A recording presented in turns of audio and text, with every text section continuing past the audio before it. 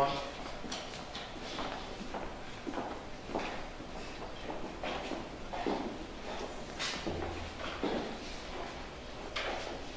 I'm sure you're all wondering why I called you all into the parlor.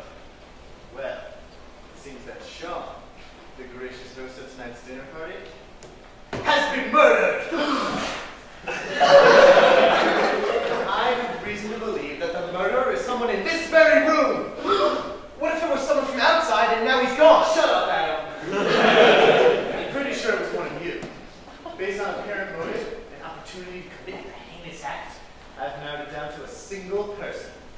And that's you, Adam. How could I murder Sean? He was my best friend. That's exactly how. You spent a lot of time with Sean. And you also spent a lot of time with his wife, Stacy. The two of you grew close, and eventually formed a little friendship of your own. But you had to get rid of Sean before he found out what you're doing with his wife, because you cared too much about her. That's preposterous. How could he even have committed such an act? Well, you spent some time alone before dinner, and you took that time to use your bartending skills and make a little drink. Only this drink wasn't an ordinary drink. It was poisoned. What? No, I would never do that. Right. I wasn't alone with him. Stephen was there too. And we were talking about Stephen's inheritance, which apparently had just been changed to cut out Stacy entirely, because he'd been able to prove her infidelity. But Stephen needed that money now to pay for his very expensive new sword he had just bought that he was carrying everywhere. And that's why Stephen murdered Sean! You needed that money, so you got your father alone and stabbed him through the heart with your new sword! Sure! I killed my father with my sword because of the inheritance. But didn't the pictures I took prove that I knew who was going to murder him tonight anyways? Why would I bother getting my hands dirty when I can let one of you idiots do that for me? Isn't that right, Jim? What are you You were a good friend of Sean's, and like any friend of Sean's, you became very close friends with Stacy. And then you had sex. We all loved. And you found out that Adam was doing the exact same thing. But you were jealous. You wanted Stacy all to yourself. So you hatched a plan to murder Sean, and in the process implicate Adam, thus leaving you alone with the lovely Miss Stacy. You caught me. I was going behind Sean's back and fooling around with his wife. But I didn't plan to kill him. I knew one of you would anyway. Isn't that right, Stacy? Well, I Never? Never say never, Stacy. Like you said you'd never leave Sean, even if you were cheating on him. It was at this point, what, 2 guys? Anyone else? Not this way.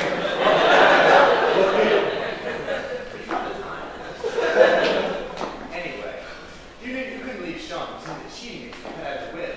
But since now we knew anyway, what was the point in hiding him?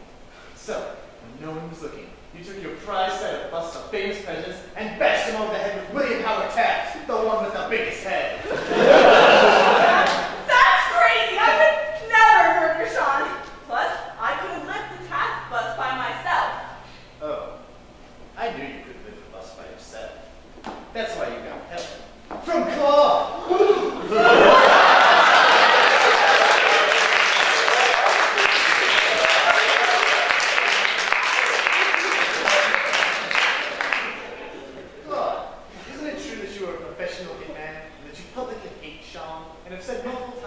Love to kill him. Yes, of course it's true. Everyone knows this. What is your point? That none of this made any difference, because you are an honest assassin and will only kill someone you are paid, possibly by the heir to Sean's inheritance, Stephen. Why would I do that? If there were any money, Claude wouldn't help Stacy. But the little incentive from the inheritance you're about to collect, he could be persuaded to collaborate with him to pick up the bus and take down his aforementioned nemesis, Sean. But everyone knows that I am an honest assassin. But wouldn't Stacy refuse my help? At first, maybe, but not if it turned out she was loaned the money by her good friend Jennifer. I would never. Exactly. You couldn't afford to help Stacy, even though she was your friend. So you figured you'd do it yourself. You blamed Sean for your parents' death and your bankruptcy, mostly because he's responsible for those things. So, You brought your antique rifle to this dinner party, and then got Sean alone so you could shoot. Of course I blame him for the destruction of my family, but I only brought my gun because he asked to see it. Well, I guess that leaves only one person then. Tom! Tom, you have no apparent motive, nor do you know any of us. You didn't spend any time alone with him because you were in the library talking to people all night long. You don't have any obvious weapon on you, nor do you seem to have the strength to have killed Sean by yourself. And yet, you are still human. I am. Your point? Every human obviously wants to kill another human.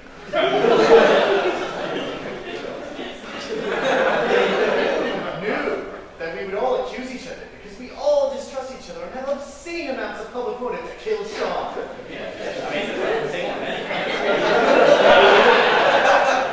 So you knew that no one would suspect you of being the murderer, allowing you to easily get away with the killing.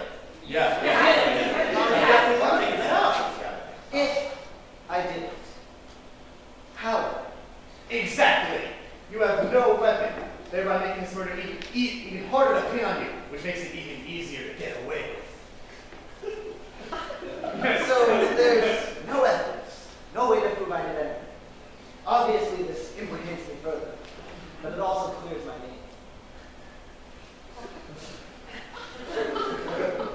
So, here we are. We've all proven that we all have a large amount of motive to kill Sean. We've also had lots of opportunity to kill him using the weapons that we brought. Nobody is above suspicion. But that has also brought this accusing session to a grinding halt because no one is obviously more or less guilty than anyone else. Still, one of us must have been the murderer. Unless, maybe not one. Maybe some of us work together. Or maybe even...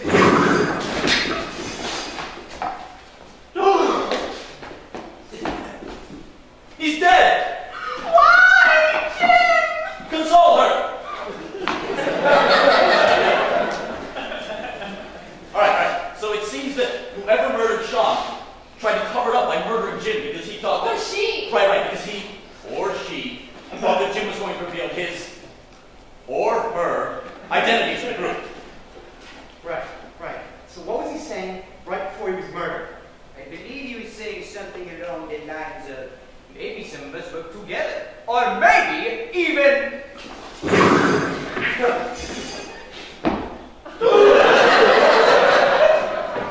He's also dead! Console her! Alright, so that's what he was saying. Let's all agree not to say that again. So who murdered Claude? Was it the same one of us who murdered the other two? Do we have to go through the whole accusing thing again? Because that took forever. No. Claude wasn't that important. Besides, I think it's safe to say that whoever murdered Claude is the same one who murdered the other two. Because Claude was dangerously close to revealing the killer's identity. Right, and Jim was saying something about some of us working together. Or maybe even... Oh, damn it!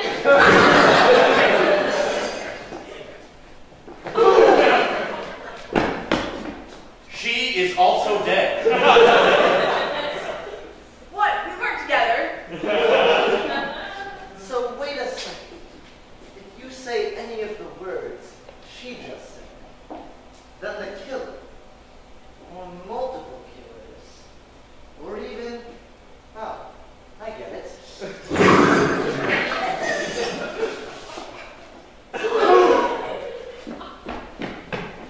What is that, 4? That's 5 counting Sean. Right. He's dead. Why, Jim? It was Tom. Why, Tom? He had so much potential. Alright, so in answer to Tom's question, no. It doesn't seem like you can say that phrase without being murdered. That's good to know. But that still leaves one question. At least a ton of possibly unrelated questions. The most important of which is who is running that light switch. Well, Sean had that installed. It's like the clapper, only it goes off when it senses imminent death. Alright, so there are 3 of us left. One of us killed everyone, let's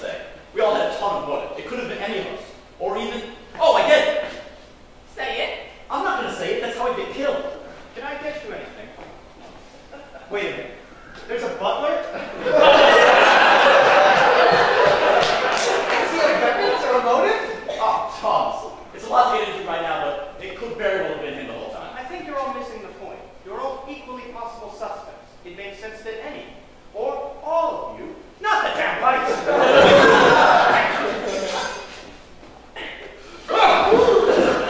I'm not even gonna check! Besides, whatever that was, it's obvious that we're in a situation where we can't suspect any of the others more than anyone else, so any suspicion or accusation we can make would be wrong. Nobody was able to say who they thought did it with any certainty, so it didn't matter what they were going to say because the guilty conscience of the murderer wouldn't have let them say anything at all. Also, maybe we should examine the body. I feel like that won't help. I think it will. No, because when we find out more about the killer will just kill us next. So, we want to know as little as possible so we all survive. That makes sense. I don't know anything. I guess I had some suspicions, but I mean, oh, come on!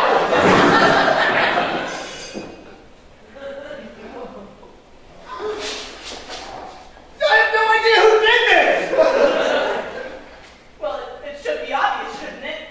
Whoever hasn't killed anyone should know by now that the other person did all the killing. And therefore kill that guilty person, because that guilty person is the murderer, and will kill the innocent person next. Since neither of us have done that, it's clear that we both, and probably everyone are,